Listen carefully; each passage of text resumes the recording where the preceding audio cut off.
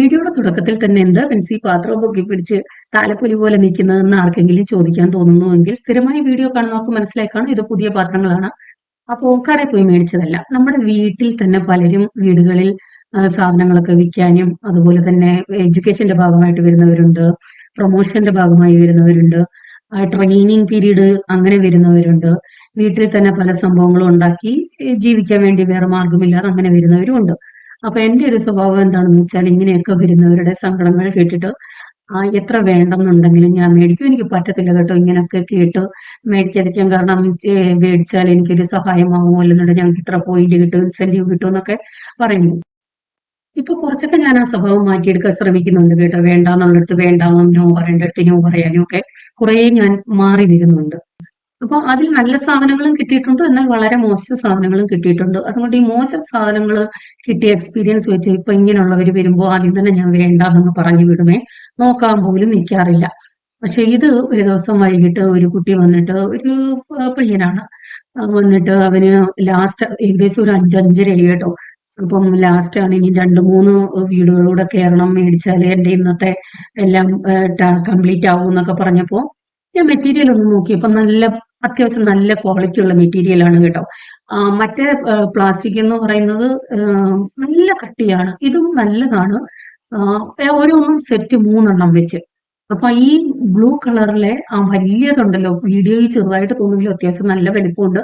ഞാനിപ്പം ചോറ് ഫ്രിഡ്ജിൽ ബാക്കി വരുന്നത് ആ പാത്രത്തിലാണ് വെക്കുന്നത്. കാരണം നിങ്ങൾക്കറിയാലോ, ഞാൻ ചോറ് വെക്കുമ്പോൾ 2-3 ദിവസത്തേക്ക് വെക്കാറുണ്ട്. ഡെയിലി വെക്കാൻ സമയമില്ലാത്തത് കൊണ്ടാണ്. അപ്പൊ പുതിയതായിട്ട് വീഡിയോ കാണുന്ന ആരെങ്കിലും ഉണ്ടെങ്കിൽ ഇപ്പൊ ചിന്തിക്കും ഇവക്ക് എന്താണ് വേറെ പണിയില്ലേ, ഒരു ദിവസം ചോറ് വെക്കാൻ എന്തോ ബുദ്ധിമുട്ടെന്നൊക്കെ ചിന്തിക്കുന്നവരുണ്ടെങ്കിൽ ദയവായിട്ട് എന്റെ ഓൾഡ് വീഡിയോസ് ഒന്ന് കണ്ടാൽ മതി കേട്ടോ, നിങ്ങൾക്ക് മനസ്സിലാവും.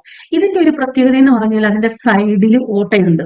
അപ്പൊ അതിൽ കൂടി തന്നെ നമുക്ക് അരിക്കണം, അതായത് വെള്ളം കളയണം എന്നുണ്ടെങ്കിൽ ആ അടപ്പ് തിരിച്ചു വെച്ചിട്ടൊന്ന് കമത്തി ഇട്ടാൽ മതി. നമുക്ക് പ്രത്യേകിച്ച് സ്പ്രൗട്ട്സ് ഉണ്ടാക്കാൻ സൂപ്പറാണ് ഇത് കേട്ടോ. ഞാൻ സ്പ്രൗട്ട്സ് ആണ് ഇപ്പോൾ ചെറുതിനകത്ത് ഉണ്ടാക്കുന്നത്. അപ്പോൾ എനിക്ക് ഒത്തിരി ഇഷ്ടപ്പെട്ടു. കൂട്ടത്തിൽ തവയും. അപ്പൊ ഈ പാത്രങ്ങൾ സെപ്പറേറ്റ് ആയിട്ട് ഇപ്പൊ 3 ഐറ്റംസ് ആണല്ലോ. ഓരോ ഐറ്റം സെപ്പറേറ്റ് മേടിക്കുവാണെങ്കിൽ ഇത്തിരി ക്യാഷ് കൂടുതലാണ്. അപ്പൊ ഞാൻ ഈ 3 കോംബോ ഓഫറായിട്ടാണ് ഇവർ കൊടുക്കുന്നത്. 1400 1500 ആണ് ഇതിന്റെ റേറ്റ്. അപ്പൊ ഞാനിത് കൂടുതലോ കുറവോ ഒന്നും പറയുന്നില്ല. എനിക്ക് അപ്പൊ എന്റെ കാര്യങ്ങൾ കേട്ടപ്പോ സങ്കടം തോന്നി, അത്യാവശ്യം നല്ല മെറ്റീരിയലും ആയിട്ട് തോന്നി, അങ്ങനെ മേടിച്ചതാണ്. പിന്നെ തവയുടെ കാര്യം ഞാൻ ജോസിന്റെ അടുത്ത് പറഞ്ഞിട്ടുണ്ട്, ഇതിൽ തൊട്ടുപോയേക്കരുത്. ഞാനിപ്പം ആ ചട്ടുകം വെച്ചിളക്കിയപ്പോ നിങ്ങൾ ചിന്തിച്ചാണ് നോൺ സ്റ്റിക്കിൽ എന്തിനാ വെച്ച് അങ്ങനെ ചെയ്തത്. ഞാൻ വളരെ പെരുക്കി അത് ഇളകി വരാൻ വേണ്ടിയാണ് അങ്ങനെ ചെയ്തത് കേട്ടോ. ഞാൻ പൊതുവേ നോൺ സ്റ്റിക്ക്, നല്ല നോൺ സ്റ്റിക്ക് ആയിട്ടുള്ളതിനകത്തൊന്നും ഇങ്ങനെയുള്ള തവികളോ സ്റ്റീലിന്റെ ഒന്നും യൂസ് ചെയ്യാറില്ല. വുഡൻ തന്നെയാണ്. പക്ഷെ പഴക്കമുള്ളതിൽ മാത്രമാണ് മറ്റേ സ്റ്റീലിന്റെ കാണാൻ ബൈ ചാൻസ് യൂസ് ചെയ്യുന്നത് കേട്ടോ. പക്ഷെ എന്റെ നോൺ സ്റ്റിക് പാത്രങ്ങളെല്ലാം നശിപ്പിക്കുന്നത് ജോസാനാണ്. എത്ര പറഞ്ഞാലും കേൾക്കില്ല. ദോശ തവയാണെന്നുണ്ടെങ്കിൽ അതിനകത്ത് ബുൾസൈ അടിച്ചതിനെ ഒരു പരുവമാക്കി വെച്ചേക്കുവാണ്. അപ്പൊ ഞാൻ പ്രത്യേകം പറഞ്ഞിട്ടുണ്ട് ഇതിനെ തൊടുവേ ചെയ്യരുത്. കാരണം നമ്മള് വീട്ടാവശ്യത്തിനാണെങ്കിലും ഒക്കെ വീഡിയോ ഒക്കെ എടുക്കുമ്പോൾ ഒരു ഇത്തിരിയെങ്കിലും സ്ക്രാച്ചസ് അല്ലെങ്കിൽ ഇങ്ങനെയൊക്കെ ആണെങ്കിൽ പെട്ടെന്ന് കമന്റ് വരും, ഇനി അത് യൂസ് ചെയ്യല്ലേ, അത് കൊള്ളില്ല. അത് കറക്റ്റ് ആണ് പറയുന്നത്, അങ്ങനെയുള്ളത് യൂസ് ചെയ്യാൻ പാടില്ല. അപ്പം വീഡിയോക്ക് ഇത്രയും നല്ല സാധനങ്ങൾ യൂസ് ചെയ്യാമോ, അങ്ങനെയാണല്ലോ വേണ്ടത്. അതുകൊണ്ട് അതിനു വേണ്ടി ഞാൻ കുറെ പാത്രങ്ങൾ മാറ്റി വെച്ചിട്ടുണ്ട്. അപ്പോൾ ഇതൊക്കെയാണ് അതിന്റെ വിശേഷങ്ങള്. രാവിലെ ബ്രേക്ക്ഫാസ്റ്റ് ആയിട്ട് ഇന്നും കുറുക്കാണ്. ഞാൻ നേരത്തെ പറഞ്ഞിട്ടുണ്ടല്ലോ, കുറുക്ക് ഞാൻ പല രീതിയിൽ ചെയ്യാറുണ്ട്. ഇച്ചിരി കട്ടിക്കും എടുക്കാറുണ്ട്, ലൂസായിട്ട് എടുക്കാറുണ്ട്. എനിക്ക് ലൂസായിട്ട് എടുക്കുന്നതാണ് ഇഷ്ടം. അപ്പൊ ഇന്ന് ഞാൻ റാഗി കൂടുതലും ഹെൽത്ത് മിക്സ് കുറച്ചുമാണ് ഇട്ടിരിക്കുന്നത്. ചില സമയത്ത് ഹെൽത്ത് മിക്സ് മാത്രം വെച്ച് ചെയ്യും, ചില സമയത്ത് ഹെൽത്ത് മിക്സ് കൂടുതലും റാഗി ഒരു ടീസ്പൂണോ അങ്ങനെ കാണാൻ ഇട്ടും ചെയ്യും. ഇത് കരിപ്പൊട്ടിയാണ്. അതിനെ ഒന്ന് കഴുകിയ ശേഷം ഇങ്ങനെ ഇടുമ്പോൾ നമുക്ക് എളുപ്പത്തിൽ ഇങ്ങനെ പൊടിച്ചിടാൻ പറ്റും കേട്ടോ. ചായക്ക് ഞാൻ അങ്ങനെയാണ് ഇടുന്നത്, ചെറുതായിട്ടൊന്ന് വെള്ളത്തിൽ കഴുകിയ ശേഷം. അപ്പൊ പെട്ടെന്ന് പൊടിച്ചിടാൻ പറ്റും അതിനുവേണ്ടി. അപ്പൊ ഞാൻ പറഞ്ഞല്ലോ ഇന്ന് ഇത്തിരി കട്ടി കൂട്ടിയാണ്. ഇത്രയും കട്ടി തന്നെ ഞങ്ങൾക്ക് 2 പേർക്കും അത്ര താല്പര്യമില്ല. കട്ടി കുറച്ച് കുടിക്കുന്ന ഇഷ്ടം. ഇപ്പൊ ഇത്തിരി കട്ടിക്ക് എടുക്കേണ്ടതുകൊണ്ട് തന്നെ ഞാൻ പൊടി ഇത്തിരി കൂട്ടിയിട്ടിട്ടുണ്ട്. അളവൊന്നുമില്ല കേട്ടോ, കാരണം 2 പേർക്ക് എത്രയും വേണം അതനുസരിച്ച് നമുക്ക് ചേർക്കാം. ആ ഒരളവിലാണ് ഞാനിവിടെ എടുത്തിരിക്കുന്നത്. കുറച്ചുകൂടി കുറുകിയാൽ അത്ര വലിയ പ്രിയമല്ല കേട്ടോ, അതുകൊണ്ടാണ് ഈ പരുവത്തിൽ എടുത്തേക്കുന്നത്. പല രീതിക്ക് ഞാൻ ഇത് ചെയ്യാറുണ്ട്. ഇന്ന് അതിന്റെ മുകളിൽ ഇത്തിരി പഴം കട്ട് ചെയ്തിടണമെന്ന് തോന്നി, അങ്ങനെ ഇട്ടിട്ടുണ്ട്. ചിലപ്പോൾ നട്ട്സ് ഇടാറുണ്ട്, ഈന്തപ്പഴം ഇടാറുണ്ട്, ആപ്പിൾ ഇടാറുണ്ട്. ഏത് രീതിയിൽ വേണേലും നമുക്ക് ചെയ്യാം. ഇതിന്റെ കൂടെ കുറച്ച് ക്യാരറ്റ് കൂടെ പുഴുങ്ങി മിക്സിയിൽ അടിച്ചെടുക്കാറുണ്ട്. ഇതിനെ തന്നെ നന്നായിട്ട് കുറുക്കിയിട്ട് മിക്സിയിൽ അടിച്ചെടുക്കാറുണ്ട്. ഇന്ന് ഞാൻ വെള്ളമാണ് ചേർത്തിരിക്കുന്നത്, പാൽ ഒട്ടും ചേർത്തിട്ടില്ല. അപ്പൊ രാവിലെ ബ്രേക്ക്ഫാസ്റ്റ് ഒക്കെ കഴിഞ്ഞാൽ പിന്നത്തെ പണി പാക്കിംഗ് ആണ്. ഇത് ഓരോ ദിവസവും അറിയാലോ, പാക്കിങ് ഓരോ ദിവസവും കാണും. ചിലപ്പം എന്താണ് ഒന്നോ രണ്ടോ ഓർഡർ ഒക്കെ ഉള്ളെന്നുണ്ടെങ്കിൽ പിന്നെ ഒരു 2-3 ദിവസം കൂടുമ്പോഴായിരിക്കും അയക്കുന്നത്. അങ്ങനെ പ്രത്യേകിച്ച് കണക്കൊന്നുമില്ല. ഇതൊക്കെ നമ്മുടെ ഡെയിലി റുട്ടീനിൽ ഇങ്ങനെ വന്നുകൊണ്ടിരിക്കുന്ന സംഭവങ്ങളാണ് കേട്ടോ. അപ്പൊ എന്താ, രാവിലെ തന്നെ കുറച്ച് കാന്താരി പറിക്കുവാണ് ഓരോ ദിവസത്തേക്കും വേണ്ടത്. ഓരോ ദിവസവും ഞാൻ പറിക്കാറില്ല, ഒരാഴ്ചത്തേക്കുള്ളത് പറിച്ച് ബോട്ടിലാക്കി വെക്കും. അത് തീരുമ്പോഴത്തേക്ക് അടുത്ത ബാച്ചും ആകും. അങ്ങനെയാണ് ഞാൻ ചെയ്തുകൊണ്ടിരിക്കുന്നത്. ഇപ്പൊ അത് പറിച്ച് പറിച്ച് തീരാറായി വരുന്നു കേട്ടോ. ഇനി പുതിയ പൂക്കളൊക്കെ വന്നു തുടങ്ങി. ആദ്യത്തെ ബാച്ചെല്ലാം ഞാൻ പറിച്ചെടുത്ത് കഴിഞ്ഞു. ഇനിയിപ്പം നമ്മുടെ അച്ചാറിന് വേണ്ടി ഇത് യൂസ് ചെയ്യാൻ എത്രത്തോളം കിട്ടുമെന്നുള്ള വെയിറ്റിംഗിലാണ് ഞാൻ. പക്ഷെ ഇതുവരെ അങ്ങനെ കിട്ടിയിട്ടില്ല. കാരണം ഒന്ന് മുറ്റി വന്നാൽ 2 പറിച്ചെടുക്കും, അതാണ്. അപ്പൊ ഇന്നത്തെ തോരന് വേണ്ടി തേങ്ങ, മഞ്ഞൾപ്പൊടി, കാന്താരി, കറിവേപ്പില ഇതെല്ലാം കൂടെ ജസ്റ്റ് ഒന്ന് ചതച്ചെടുക്കാം. നിങ്ങൾക്കൊക്കെ ഒത്തിരി ഇഷ്ടപ്പെട്ട ഒരു സംഭവമാണ് ഇന്ന് ചെയ്യാൻ പോകുന്നത് കേട്ടോ. ഇത് ഇഷ്ടപ്പെടാത്ത ആരും തന്നെ കാണുമെന്ന് എനിക്ക് തോന്നുന്നില്ല. അപ്പൊ അതിനകത്ത് കുറച്ച് വെളുത്തുള്ളിയും അരിഞ്ഞിട്ടിട്ടുണ്ട്. ഞാൻ ഫേസ്ബുക്കിൽ ഇതിന്റെ വീഡിയോ ഇട്ടപ്പോൾ വെളുത്തുള്ളി ചേർത്തില്ലെന്നാ പറഞ്ഞു. കാരണം ഞാൻ എഡിറ്റ് ചെയ്തപ്പോ കണ്ടില്ല, പിന്നീടാണ് കണ്ടത് വെളുത്തുള്ളി ഇട്ടിട്ടുള്ള ക്ലിപ്പ്. അതിനുശേഷം കൊച്ചുള്ളിയാണ് ഏറ്റവും നല്ലത്. പക്ഷെ ഞാനിവിടെ സവോളയാണ് എടുത്തിരിക്കുന്നത്. മാങ്ങ നമ്മൾ അച്ചാറിടുമ്പോൾ മാങ്ങാണ്ടിയുടെ ചേർന്നിരിക്കുന്ന ഭാഗം അച്ചാറിൽ ഞാൻ ചേർക്കാറില്ല. അതിങ്ങനെ ഫ്രീസറിൽ വെച്ചിരിക്കും. വെളിച്ചെണ്ണ ഒഴിച്ചിട്ടുണ്ട്, ഉലുവാപ്പൊടി ഇട്ടിട്ടുണ്ട്. ഇത് കണ്ടപ്പോൾ തന്നെ നിങ്ങൾക്ക് മനസ്സിലായി കാണും. ഇതാണ് ഞാൻ വറുത്ത് പൊടിച്ച് വെച്ചേക്കുന്നത്. അച്ചാറിന് വേണ്ടിയിട്ട് കുറച്ച് കൂടുതൽ ഇങ്ങനെ പൊടിച്ച് വെച്ചേക്കാറുണ്ട്. പിന്നെ ഇഞ്ചി കൊത്തി അരിഞ്ഞിട്ടിട്ടുണ്ട്, കുറച്ച് പുളിവെള്ളം മാറ്റി വെച്ചിട്ടുണ്ട്. കണ്ടപ്പോൾ തന്നെ നിങ്ങൾക്ക് മനസ്സിലായി കാണും എന്താണ് സംഭവം എന്ന്, അല്ലെ? മനസ്സിലായില്ലേ? ഒന്ന് കമന്റ് ഇട്ടേരെ മനസ്സിലായെങ്കിൽ. അപ്പൊ ഇത് ഞങ്ങളുടെ നാട്ടിൽ ഇതിന് നെത്തോലി എന്നാണ് പറയുന്നത്. വലിയ നെത്തോലിയാണ് കേട്ടോ. അപ്പൊ ഈ നെത്തോലി കിട്ടിയാൽ ഇങ്ങനെ പീര പറ്റിക്കാനാണ് എനിക്കിഷ്ടം. വറക്കാനും ഇഷ്ടമാണ്, എങ്കിൽ അതിനേക്കാളും കൂടുതൽ ഇഷ്ടം ഇങ്ങനെ പീര പറ്റിക്കുന്നതാണ്. അപ്പൊ നെത്തോലി മീൻ പീര വറ്റിക്കുന്നതിന്റെ വീഡിയോ ഞാൻ ഓൾറെഡി ഇട്ടിട്ടുണ്ട്. മാങ്ങയ്ക്ക് പുളി കുറവായതുകൊണ്ടാണ് കുറച്ച് കുടംപുളി കൂടി ചേർത്തിരിക്കുന്നത് കേട്ടോ. അപ്പൊ ഇതിന്റെ വെള്ളം കണ്ടിട്ട്, ഇതാണ് നമ്മുടെ ഹൈലൈറ്റ് എന്ന് പറയുന്നത്. കാരണം ഇതിന്റെ വെള്ളം കണ്ടിട്ട് ഒരു പക്ഷേ നിങ്ങൾ ചിന്തിക്കുന്നുണ്ടായിരിക്കും, ഇത്രയും വെള്ളം എന്തിനാണ് ഒഴിച്ചത്? അപ്പം ചട്ടിയുടെ അടിക്ക് പിടിക്കുന്നുണ്ടോ എന്നറിയാന് അത് ഇടയ്ക്ക് ഞാനൊന്ന് ഇളക്കി കൊടുക്കുന്നുണ്ട് കേട്ടോ. അതായത് സൈഡിൽ നിന്നൊന്ന് ഇളക്കി നോക്കിയതാണ് തിളച്ചു തുടങ്ങിയപ്പോ. പക്ഷേ അടിക്കൊന്നും പിടിച്ചില്ല. നമ്മൾ വെളിച്ചെണ്ണയൊക്കെ ചേർത്താണല്ലോ വെച്ചിരിക്കുന്നത്. പൊടിയത്തൊന്നുമില്ല കേട്ടോ. നടുക്കൊന്ന് ചെറുതായിട്ട് ഇങ്ങനെ ചെയ്തു കൊടുത്തിട്ടേ ഉള്ളൂ. അപ്പം നമ്മുടെ ആവശ്യമനുസരിച്ച് വേവിച്ചെടുക്കാം. നിങ്ങൾക്ക് ഇതിനകത്ത് ഗ്രേവി വേണ്ടാന്നുണ്ടെങ്കിൽ ഇത്രയും വെള്ളം ചേർക്കേണ്ട, ഡ്രൈ ആയിട്ട് എടുക്കാം. എന്റെ ഇന്നത്തെ കറിയുടെ പ്രത്യേകത തന്നെ അതാണ്. കാരണം ഇത്തിരി വെള്ളം കൂട്ടി കറിയുമാണ് തോരനുമാണ് ആ രീതിയിൽ. അപ്പം വെള്ളം വേണ്ടാന്നുള്ളവർക്ക് നമുക്ക് മേളത്തെ കഷ്ണങ്ങൾ എടുത്തു കൊടുക്കാം, അല്ലെങ്കിൽ ചാറ് പോലും ഒഴിക്കുകയും ചെയ്യാം. തീ ഓഫ് ചെയ്തേക്കുവാണേ. എന്നിട്ടും കണ്ടില്ലേ, ഇത് തിളച്ചുകൊണ്ടിരിക്കും. കുറേ നേരത്തേക്ക് ഇതിങ്ങനെ തിളച്ചുകൊണ്ടിരിക്കും. അപ്പോഴത്തേക്ക് കുറച്ചുകൂടി ആ ചാറങ്ങ് വറ്റുമേ. ആ ചട്ടിയുടെ ചൂടും കൊണ്ടേ ഒരു 5 മിനിറ്റെങ്കിലും ഈ തിള ഇതുപോലെ കാണും. ഈ ഓഫ് ചെയ്തിട്ട് ഒരു 10 മിനിറ്റ് കഴിഞ്ഞപ്പോൾ ഓപ്പൺ ചെയ്തപ്പോൾ കണ്ടില്ലേ, മുക്കാലും വെള്ളം വറ്റിയിട്ടുണ്ട്. ഇനി അധികം ചാറില്ല. പക്ഷെ ഇത് ചാറ് ഇങ്ങനെ ഒഴിച്ച് ചോറ് കഴിക്കാൻ ഭയങ്കര ടേസ്റ്റ് ആണ് കേട്ടോ. നിങ്ങൾ ഇതുവരെ ചെയ്തിട്ടില്ലാത്തവർ ഒരു പ്രാവശ്യമെങ്കിലും ഇങ്ങനെ ചെയ്ത് നോക്കണേ. അപ്പൊ ഈ പയറെല്ലാം കൂടെ കണ്ടിട്ട് നിങ്ങൾ ചിന്തിക്കും, ഓൾറെഡി മീൻ പീര വറ്റിച്ചതുകൊണ്ട് ഇനി പയറും തോരൻ തന്നെയാണ്, ഇതെല്ലാം എടുക്കാനാണോ? നല്ല, അയ്യോ എന്റെ പൊന്നെ, ഇവിടെ ഇപ്പം പയറിന്റെ മേളമാണ്. കൂട്ടി കൂട്ടി മടുത്തെന്ന് പറഞ്ഞാൽ മതി.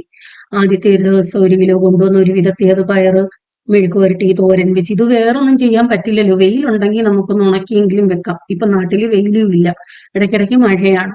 ഡ്രയറില്ല, അല്ലെന്നുണ്ടെങ്കിൽ അതിനകത്ത് കയറ്റി വെച്ചൊന്നും ഉണക്കിയെടുത്ത് വെക്കായിരുന്നു. അത് കഴിഞ്ഞ് കൊണ്ട് വീണ്ടും പച്ചക്കറി കടക്കാരെ നിർബന്ധിച്ചെന്നും പറഞ്ഞു 2-3 കിലോ പയറും കൊണ്ട് വീണ്ടും വന്നു. ഇപ്പോഴും എന്റെ ഫ്രിഡ്ജിൽ പയർ തീരാതെ ഇങ്ങനെ ഇരിക്കുവാണ് കേട്ടോ. എന്ത് ചെയ്യണം എന്ന് ഒരു ഐഡിയ ഇല്ല. എത്ര ചില്ലിയാണ് നമ്മൾ മെഴുക്ക് പുരട്ടുന്നതും തോരൻ വെക്കുന്നത്. പയർ സാധാരണ തോരന് ഞാൻ തീരെ ചെറുതായിട്ട് അരിയുന്നത്, ഇത്തിരി വലിപ്പത്തിൽ അരിഞ്ഞേക്കുന്ന കേട്ടോ, പെട്ടെന്ന് അരിഞ്ഞതായോണ്ടേ. അപ്പൊ ഞാൻ ചെയ്യുന്നത് ഓരോ ദിവസവും ഫ്രിഡ്ജിൽ നിന്ന് കവർ എടുത്തിട്ട് അതിനകത്ത് കേടാവാൻ തുടങ്ങുന്നത് പെട്ടെന്ന് എടുത്ത് തോരനും മെഴുക്ക് പുരട്ടിയോ വെക്കും. നല്ലതിനെ വീണ്ടും ഫ്രിഡ്ജിൽ വെക്കും. കാരണം അല്ലാതെ എടുത്താൽ മൊത്തത്തിൽ നശിച്ചു പോകുമല്ലോ. നമ്മൾ പൈസ മുടക്കി മേടിച്ചതല്ലേ. ഞാൻ ഇനി പറഞ്ഞിട്ടുണ്ട് ചോദിച്ചാ ഇനി കുറെ നാളത്തേക്ക് പയർ മേടിക്കല്ലേന്ന്. അപ്പൊ തോരൻ ഉണ്ടെന്നുണ്ടെങ്കിലും എനിക്കതിന്റെ ആവശ്യമില്ല. എനിക്ക് ചോറ് കഴിക്കാന് ഈ മീൻ പീരയും അതിന്റെ ചാറും മാത്രം കൂട്ടിയാണ് കഴിക്കുന്നത് കേട്ടോ. എനിക്ക് സംഭവം ഇഷ്ടമാണ്, നല്ല ടേസ്റ്റ് ആണ്. പൊതുവെ മീൻപീരയ്ക്ക് ഇത്തിരി വെള്ളം കൂടി പോയാൽ അത് ഇഷ്ടമല്ലാത്തവരുണ്ട്. അങ്ങനെയുള്ളവർക്ക് ഇത് ഇഷ്ടപ്പെടണമെന്നില്ല കേട്ടോ. ട്രൈ ആയിട്ട് കഴിക്കാൻ ആഗ്രഹിക്കുന്നവർക്ക്. അല്ലാതെ ഒരു കറിയും ആയി കൂട്ടത്തിൽ തോരനും ആയി എന്ന് വേണ്ടവർക്ക് ഇതൊന്ന് ട്രൈ ചെയ്യാമേ. പച്ചക്കറി വണ്ടി വന്നു. ഞങ്ങളുടെ പച്ചക്കറി വണ്ടി വന്നു.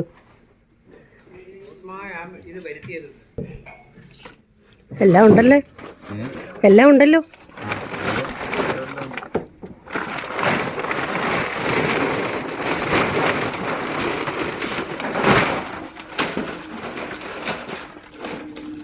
വിൽപ്പന കഴിഞ്ഞു വരുന്ന വഴിയാണോ?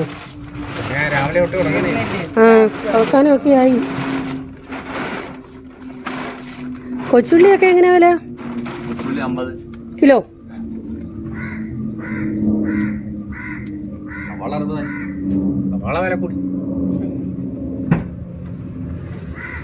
കൊച്ചുള്ളി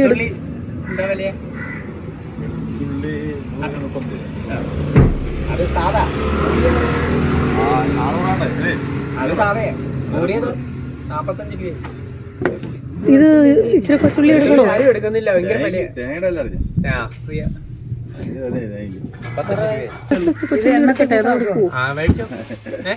നിറച്ചിരുന്ന തീർന്നതാ.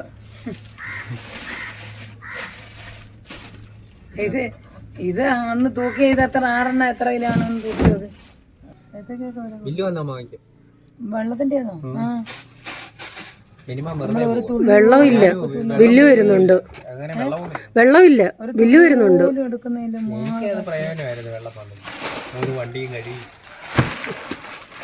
മത്തങ്ങ 30 രൂപ കിലോ.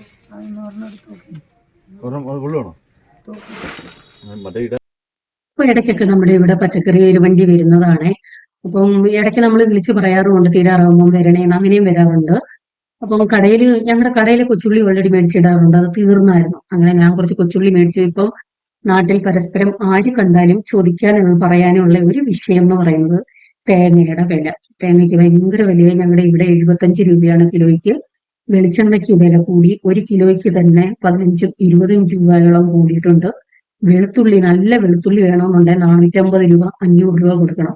എനിക്ക് അച്ചാറിന് ഞാൻ ഏറ്റവും കൂടിയ ഉള്ളിയാണ് എടുക്കുന്നത്, വെളുത്തുള്ളിയാണ് എടുക്കുന്നത്. കാരണം ചെറിയ ഉള്ളിക്ക് ഇത്തിരി വിലക്കുറവുണ്ട്. പക്ഷെ അത് പൊളിക്കാൻ ഭയങ്കര പാടാണ്. എനിക്ക് അത്രയും പറ്റത്തില്ല അങ്ങനെ പൊളിക്കാനായിട്ട്. വലുതാവുമ്പോൾ ഇത്തിരി പെട്ടെന്ന് പൊളിക്കാനും പറ്റും. അതുകൊണ്ട് നല്ല ക്വാളിറ്റിയുള്ള വെളുത്തുള്ളിയാണ് ഞാൻ എടുക്കുന്നത്. അങ്ങനെയും വില കൂടി. അപ്പൊ പരസ്പരം കണ്ടാലും എല്ലാവർക്കും സംസാരിക്കാൻ ഇതേ ഉള്ളൂ. അപ്പൊ നമ്മുടെ പച്ചക്കറി വേണ്ടിക്കാരനും പറയുമായിരുന്നു, നേരത്തെയൊക്കെയാണ് കൊച്ചു തേങ്ങ 7 എണ്ണമൊക്കെ ആയിരുന്നു 100 രൂപയ്ക്ക് കൊടുക്കുന്നത്. ഇപ്പൊ ഈ അവസ്ഥയിൽ കൊടുക്കാൻ പറ്റില്ല എന്നൊക്കെ പറഞ്ഞ് പുള്ളി വെയിറ്റ് നോക്കുവാണ് കേട്ടോ. അപ്പൊ ഈ ഒരു വണ്ടി വരുമ്പോൾ അടുത്തുള്ള എല്ലാ വണ്ടികളും പൊതുവെ കൂടാറുണ്ട്. അയ്യോ, വണ്ടികളല്ല, ആളുകൾ. അപ്പൊ നിങ്ങളുടെയൊക്കെ നാട്ടിൽ ഇതിന്റെ വില എത്ര എന്ന് പറയണേ? വെളിച്ചെണ്ണയ്ക്ക് എത്രയായി? അതുപോലെ തന്നെ സവോളയ്ക്കും വില കൂടി. തേങ്ങയ്ക്ക് ഭയങ്കരമായിട്ട് ഇതുവരെ ഇത്രയും വില കൂടിയിട്ടില്ല എന്റെ അറിവില്ല. ഇടയ്ക്കൊക്കെ വെളുത്തുള്ളിക്ക് സവോളയ്ക്കും ഒക്കെ സീസൺ അനുസരിച്ച് വല്ലപ്പോഴും ഒക്കെ മാറ്റം വരാറുണ്ട്. പക്ഷേ തേങ്ങയുടെ വില ആദ്യമായിട്ടാണ് ഞാൻ ഇത്രയും ടോപ്പായിട്ട് കേൾക്കുന്നത്. അതുകൊണ്ട് തന്നെ നമ്മുടെ ചില പ്രോഡക്ട്സുകൾക്കും വില കൂട്ടാതെ യാതൊരു മാർഗവും ഇല്ല. കാരണം പറ്റത്തില്ല. അതൊക്കെ അവിടെ നിൽക്കട്ടെ. അപ്പോൾ അടുത്തുള്ള എല്ലാവരും ഇങ്ങനെ കൂടാറുണ്ട് കേട്ടോ. ഇങ്ങനെ വണ്ടി വരുമ്പോ ഞങ്ങള് ഇങ്ങനെ പച്ചക്കറി മേടിച്ച് കൊച്ചുവർത്താനൊക്കെ പറഞ്ഞ് അന്നത്തെ ദിവസം ഒന്ന് പോയി കേട്ടോ. അപ്പോൾ ഇന്നത്തെ വിശേഷങ്ങൾ ഇതൊക്കെയാണ്.